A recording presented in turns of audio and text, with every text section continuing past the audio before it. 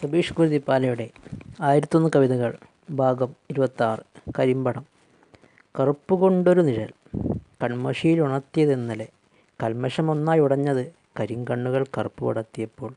അല്ലെങ്കിൽ ഒരു നാൾ കണിയായി മനസ്സിൽ പുതയുമായിരുന്നു നിഴൽ. കനലുകൾ പിറന്നത്, കനവുകളായിരുന്നു ആദ്യം പിറന്നത്. കവിളുകളിൽ ചെമപ്പ് പടർന്നത് ഏറെ രാത്രികൾക്ക് ശേഷമാണ്. ഒടുവിൽ ഈ ജാഗ്രതകളിൽ തനിച്ചിരുന്ന് കരഞ്ഞപ്പോഴാണ് കാഴ്ചകൾ അടർന്നു വീണത്. പ്രഭാത വാർത്തകൾ. തളിരായി പൂത്തുലഞ്ഞത് താരകങ്ങൾ നിഴലിൽ ഉറങ്ങിയപ്പോഴാണ്. മഹാമൗനങ്ങൾ പോലും വഴിയിലേക്ക് പടർന്നു കയറിയത് പിന്നെയാണ്. അങ്ങനെയാണ് തീരാ ദുഃഖത്തിൻ്റെ അലകടലിൽ മുങ്ങിത്താണുപോയത്. പ്രഭാത സവാരി. വാരി വിതറുന്നെങ്ങും ചരമങ്ങൾ. ദുഃഖത്തിൽ കുഴിച്ചൊരു ഗീതം സ്മരണയിലുണർത്തുന്നു. നവോന്മേഷത്തിൻ പുതുകഥ പാടിടും നവയുഗ താരകങ്ങൾ. സുരഭില നിമിഷം. അറിയാതെ പോകുകയോ സൗരഭ്യമാർന്നൊരു ജീവിതത്തെ സുഖദുഃഖ സമ്മിശ്രമീ മോഹനവേള തീർക്കുന്നു അതുല്യ നിമിഷങ്ങൾ. അല്ലെങ്കിൽ ഒരു വേള നാം ആശങ്കയാൽ വിരാമമിടുന്നു വിശുദ്ധ മനസ്സുകളാൽ. വിരാമം കഴിഞ്ഞ് തീർന്നിടാമൊരു ശൂന്യ വിസ്മൃതി. യാത്ര കഴിഞ്ഞിനി വീട്ടിലേക്കൊരു വേള. മഴയിറമ്പത്തണയുമ്പോൾ തുള്ളി വിറച്ചൊരു പനിയൊന്നിതാ കിടുകിടേ വിയർക്കുന്നു ഉള്ളിൽ തട്ടി. മൗനം കൊണ്ടൊരു വാതായനത്ത. കാഹളം ഊതുമ്പോൾ മെല്ലെയൊന്നാളുമ്പോൾ മിടിക്കുന്നു ഹൃദയങ്ങൾ. വേഗത്തിലോടുന്ന മാനിനെപ്പോലെ കുതിക്കുന്ന ലോകത്തെ പിടഞ്ഞൊന്നെണീക്കുവാൻ ഉയിരായി പാഞ്ഞെത്തുന്നു കാറ്റിൻ്റെ ഹൃദയം. ഉലയുന്നു ഹൃദയത്തിൻ മൗനം. നൊമ്പരമുണർത്തുന്നു കരച്ചിനാഴങ്ങളിൽ ഗതിയിലെന്നും. പുഞ്ചിരി നനച്ചൊരു മുഖവുമായി എങ്കിലും ഒരു വേള തിരിച്ചറിഞ്ഞിടണം നവയുഗ താരകങ്ങൾ മിന്നണമെന്ന്. മഴകിലുക്കങ്ങളിൽ മോഹമൊന്നുദിച്ചതാണെന്നും താഴേക്ക് പതിക്കുമ്പോൾ ഉയരങ്ങൾ പിന്നെയൊരു നാൾ ദുർഘടമായി തീർന്നിടാമെന്നൊരു വേള അറിഞ്ഞിടണം ജീവിതമൊരു ഹ്രസ്വദൂര സഞ്ചികയാണെന്ന്. വിജനമായ വീതിയിൽ താരകങ്ങളാണെന്നും മാനസവീതിയിൽ വിളങ്ങി നിൽപ്പൂ.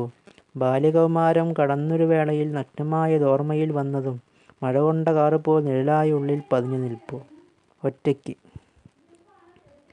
തനിയേ സഞ്ചരിക്കുന്നെന്നും ഒറ്റയടി പാതകളിലാണെന്നും നിഴലായി പതിക്കുന്നുള്ളിലെന്നും മാനസങ്ങളൊന്നായി തിരിച്ചറിഞ്ഞത് ഒടുവിലെ വേളയിൽ ചിതയിലേക്കെടുക്കുമ്പോൾ അഭിനയ സാമ്രാട്ട് ആയപ്പോഴായിരുന്നു.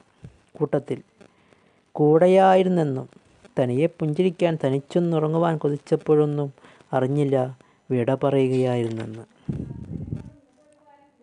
ആറ്റം. വളർന്നു വലുതായതെല്ലാം ചെറുതാകുന്നതെന്നും ദൈർഘ്യ നിമിഷങ്ങളിലായിരുന്നു.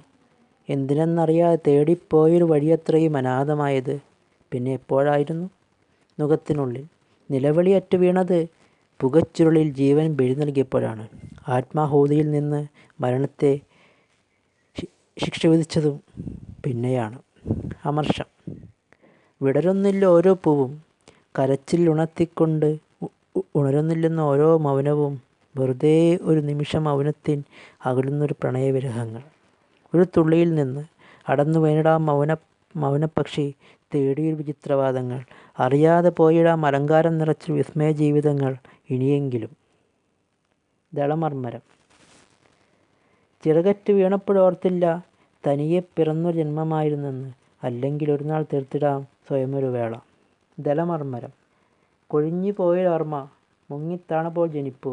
പാപങ്ങളൊക്കെയും വിശുദ്ധൻ്റെ കുരിശാകുന്നു. പാപമില്ലാത്തവർ പാപത്തെ കല്ലെറിയുമ്പോൾ. വിനീതൻ്റെ ദാസ്യം. മഴയിൽ കളിർത്തപ്പോൾ മുളച്ചു പൊന്തിയത് പടുകുഴിയിലേക്കൊരു അഭിവൃദ്ധി തേടിയത്.